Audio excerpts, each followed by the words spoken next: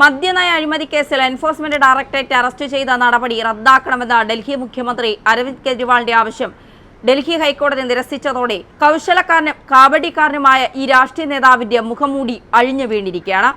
Arrest നിയമവിരുദ്ധമാണെന്നും ED നടപടി റദ്ദാക്കി തന്നെ ജയിൽ മോചിതനാക്കണമെന്നും ആവശ്യപ്പെടുന്ന കെജ്രിവാളിന്റെ ഹർജി തള്ളിയ കോടതി അഴിമതി നടന്നതായി അന്വേഷണ ഏജൻസി കണ്ടെത്തിയ മദ്യനയ രൂപീകരണത്തിലെ ഗൂഢാലോചനയിലും കുറ്റകൃത്യത്തിലും കെജ്രിവാളിന്റെ പങ്ക് വ്യക്തമാക്കുന്ന തെളിവുണ്ട് എന്നും പറയുകയുണ്ടായി. മദ്യനയ അഴിമതിയിലൂടെ ലഭിച്ച പണം മറച്ചുവെക്കുന്നതിലും ഉപയോഗിക്കുന്നതിലും ആം ആദ്മി പാർട്ടി കൺവീനർ എന്ന നിലയിൽ കെജ്രിവാളിന് പങ്കുണ്ടെന്നും അഴിമതി പണം ഗോവ തിരഞ്ഞെടുപ്പിന് ചെലവാക്കിയെന്ന ആം ആദ്മി പാർട്ടി സ്ഥാനാർത്ഥിയുടെ മൊഴിയുണ്ടായെന്നും കോടതിക്ക് ബോധ്യം വന്നിരിക്കുന്നു.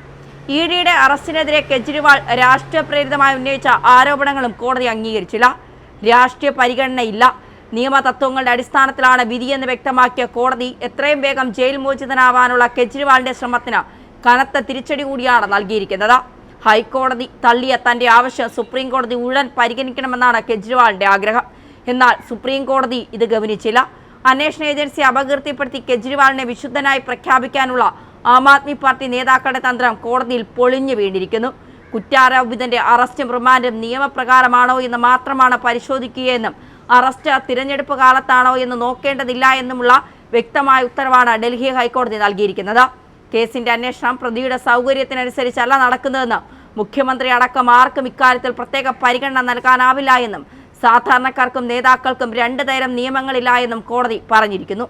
ഇതോടെ കെജ്രിവാളിന്റെ അറസ്റ്റ് തങ്ങളുടെ പാർട്ടിയെ തകർക്കാനാണെന്നും ഡൽഹി സർക്കാരിനെ താഴെ ഇറക്കാനാണെന്നും ലോക്സഭാ തിരഞ്ഞെടുപ്പാൽ പ്രചാരണം നടത്തുന്നത് തടയാനാണെന്നുമൊക്കെ ആം ആദ്മി പാർട്ടി നേതാക്കൾ നടത്തിയ കുപ്രചരണം മുൻകാല പ്രാബല്യത്തോടെ റദ്ദാക്കിയിരിക്കുകയാണ്. ചോദ്യം ചെയ്യലിന് ഹാജരാകണമെന്ന് കാണിച്ചയച്ച സമൻസുകൾ 9 തവണ അവഗണിച്ചതിനെ തുടർന്നാണ് കെജ്രിവാളിനെ ED അറസ്റ്റ് ചെയ്തത്. തനിക്ക് ഇടക്കാല ജാമ്യം നൽകണമെന്ന കെജ്രിവാളിന്റെ ആവശ്യം ഡൽഹി ഹൈക്കോടതി നേരത്തെ നിരസിച്ചിരുന്നു. ഇതോടെയാണ് തീഹാർ ജയിലിൽ കഴിയുകയായിരുന്ന കെജ്രിവാൾ ജാമ്യത്തിന് ശ്രമിക്കാതെ അറസ്റ്റ് ചെയ്ത നടപടി റദ്ദാക്കണമെന്ന ആവശ്യം ഉന്നയിച്ച് കേസിന്റെ വിചാരണയില്ലാതെ നിരപരാധിയാണെന്ന് വരുത്താൻ നോക്കിയത്.